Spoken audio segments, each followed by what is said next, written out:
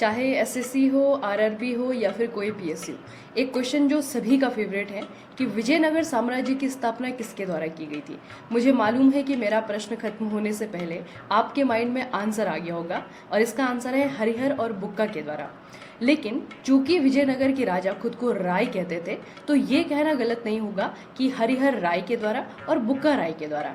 और इन राय यानी कि राजाओं के द्वारा अपने मिलिट्री कमांडर्स को उनका खर्चा उठाने के लिए, सेना को मेंटेन रखने के लिए कुछ टेरिटरी दी जाती थी। जिन टेरिटरी पे दिए जाते थे उनको कुछ राइट्स जैसे कि किसानों से, बुनकरों से, व्यापारियों से टैक्स वसूल करना और बाकी ड्यूज वसूल करना।